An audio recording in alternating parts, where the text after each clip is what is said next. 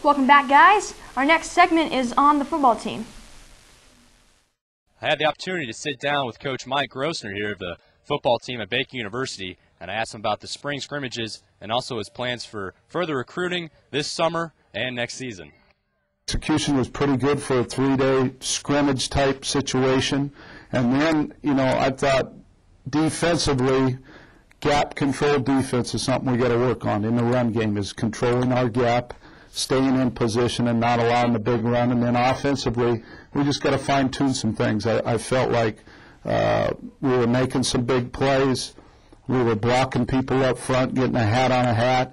Guys that are going to be our playmakers made some plays for us. I thought our quarterbacks played well.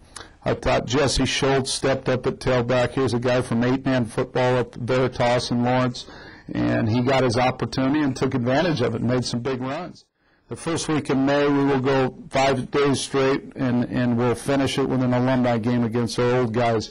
And that's always a good time. It's a good day. The old guys come back, put the pads on. Hopefully everybody stays healthy.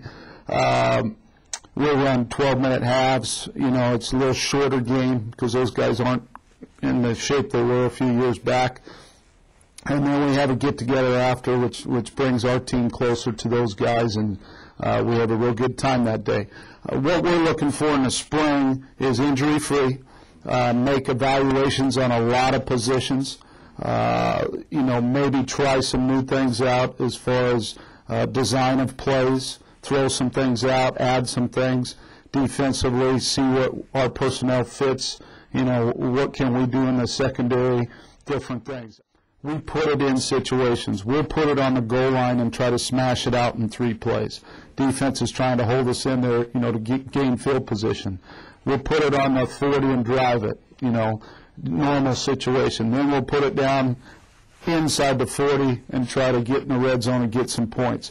And then we'll stick it on the 25 and work our red zone offense against their red zone defense. So we really try to put it in situations. And then when we practice, we do that.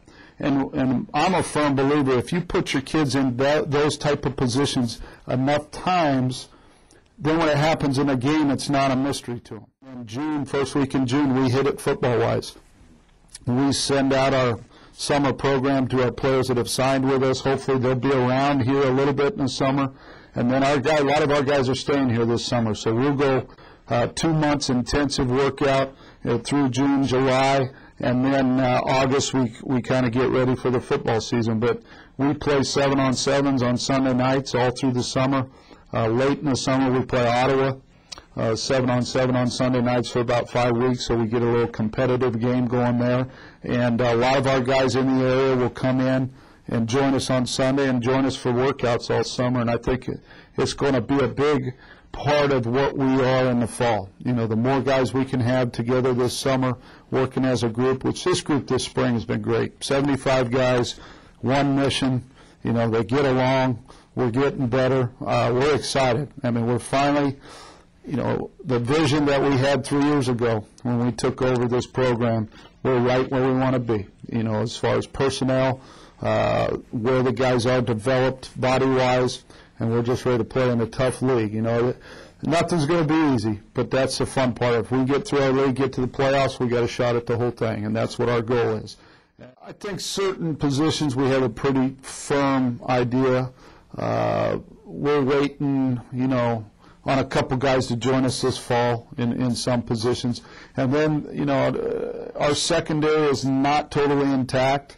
We feel pretty good about it, that we're going to be real strong there, but we've got some guys we recruited that'll come in, and we've got some guys here that are competing for starting jobs there. Our DN position, losing Andrew Patch, we were pretty solid there. Now we've got some young guys that got to step up quick, and if they don't, then I might have to go find one older guy to step in and give us a year or two there and some depth. And then I think our offensive tackle position's a little question mark because we've got 2 solid guys, 2 returning starters, but behind them we're going to ask a true freshman to come in, and 2 of them hopefully and be ready to play, and that's hard to do. So if we can find an older tackle maybe in this unsigned sophomore, JUCO combine I'm going to, I'll sign him. But if he's not good enough to provide that depth, then we won't take a guy like that. And then our tight end position, we're young. We've only got one this spring because Landon McLaren had an appendicitis attack and had surgery Saturday. So we're down to one tight end, Alfonso Nino, and then we're bringing in 3 or 4, 6'4", 220 to 30-pound guys, but they're freshmen. And we're asking, I like to play 2 tight ends during certain parts of the game, and we're going to either have a freshman in there or we're going to have an older guy that I find on the road here in May.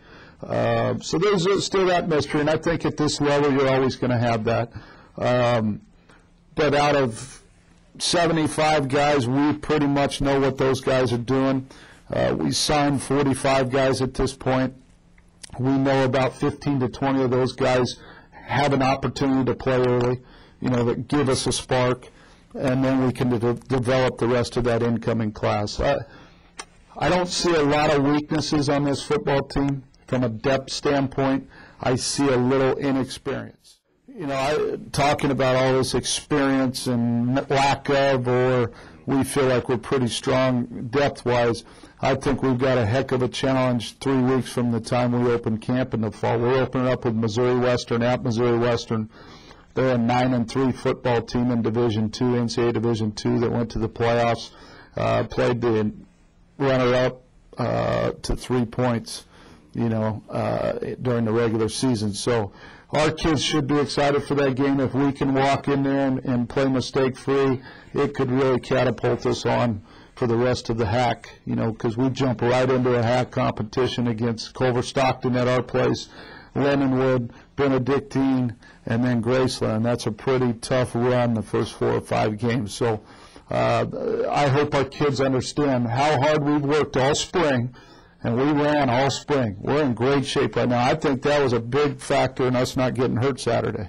Our kids aren't tired. I mean, they're in fall condition, for games, for regular games, and I hope they understand that the summer's not the time to take it off. I mean, they've built themselves up to this point. Now the summer's time to accelerate it, and this fall, if they continue the hard work they've done, which I truly believe they will, whether they're with us or at home somewhere, we're going to have a fantastic season.